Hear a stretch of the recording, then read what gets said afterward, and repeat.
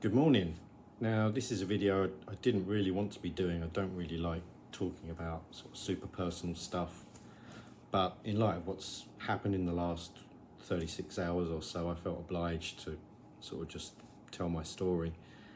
Today's video is about speed dating in Bangkok, and I think it's a good idea. I really struggle with the popular apps, the Tinders, Bumbles of the world.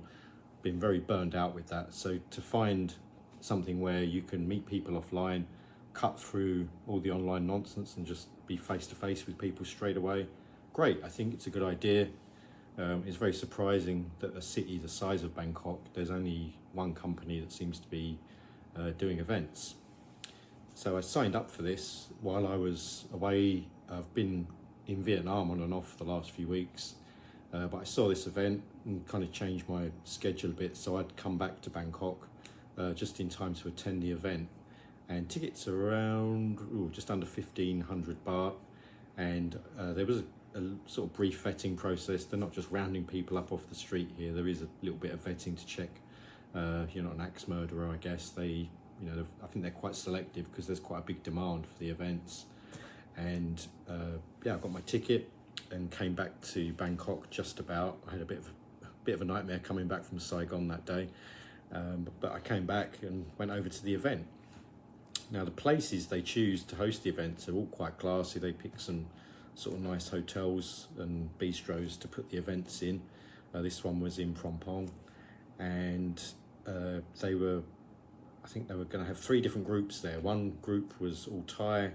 I was in the third group, which I think was like over 30s and over 40s as well. And maybe group B was like a slightly younger group. So group B and C was mixture of foreigners and Thais. So that group B and C sort of speaking in English, and group A just Thai and Thai. So I get there and everything looked pretty professional. They had welcome drinks laid on, and they had like clipboards, placeholders set up, and you got a sticker to put on your thing with your name on, and you get your clipboard to tick off your matches. And so there was about nearly, I guess there must have been nearly 90 people there, and there was supposed to be, I think I was supposed to potentially get 15 dates in about a 2-hour period, but on the night I think there were 2 ladies that didn't show up, and then one that didn't went home during the night. So in total I got to meet 11 women, and the speed dating lasts about 2 hours or so. And one thing to say, the acoustics when you've got like 90 people all, hi, how are you, blah, blah, blah, everyone's having a date at the same time, the acoustics can get a bit too much, lots of people talking at the same time. And sometimes you're on a table of 4 and you're sort of dating the person next to you, and then other side of the table there's 2 other people doing their date, and then the next date you're moving to the next seat effectively. So after about 2 hours, I was kind of a bit talked out. Maybe I talked a bit too much, and they encourage you to stick around they have an after party. And the women that they put in there, like I said, they're not just taking people off the street. Some of these women were working for NGOs or doctors, really good jobs and careers.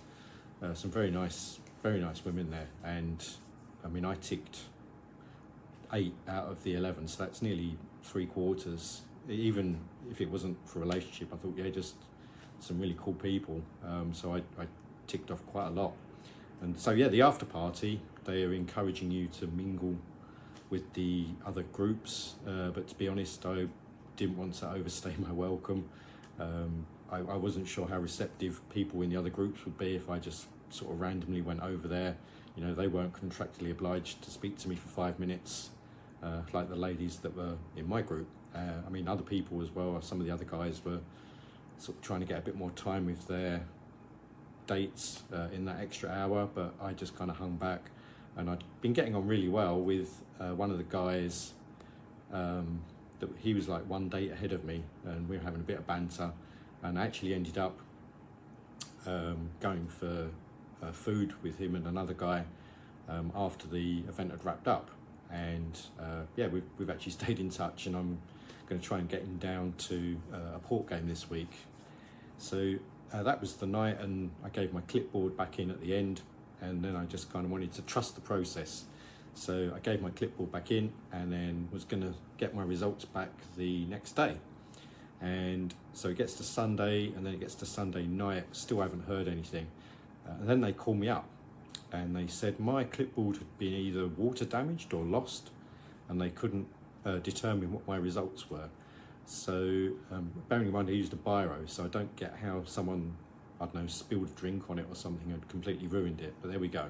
And over the phone, they just started rattling off the names and was asking me, oh, what about this one? And I'm like, guys, just send me the PDF with the name list and the descriptions on, and I think I can work it out from there. Just over the phone, I couldn't remember just off the top of my head. So the next morning, they sent me the PDF, and I went through and yeah, put in what my eight choices were, and I get an email back about an hour later saying, congratulations, you've got one match, and here's her Facebook details for contact.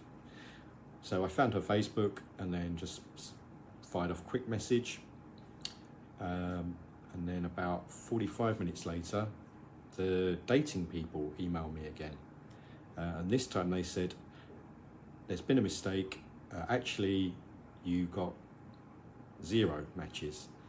I'm guessing the girl was probably quite upset that they'd handed out her contact details to a guy that she did not match with, so that must have been a bit uncomfortable for her. And yeah, when I'm reading this email, I felt really uncomfortable, and then the rest of their email from the dating people was just very, very generic, copy and paste, kind of like patting me on the head and sending me on my way, like better luck next time. Yeah, really bad email, I thought. It didn't really apologise or take ownership of the mistakes that they've made, and that was that. So it left a really bad taste in my mouth. The night itself was really good, but just everything that's happened since, yeah, I felt like they really kind of did me dirty, hence why I've come and done this video. So if you've got through all 7-8 minutes of this, thanks for watching. I just wanted to share my experience of speed dating in Bangkok, because this company, yeah, I've seen other vlogs from their events, and I think there's even been an article on like Time Out in Bangkok, but yeah, just wanted to tell everyone how it was for me. So thanks for watching this, and if you go to one of their events, hopefully you have better luck than I did.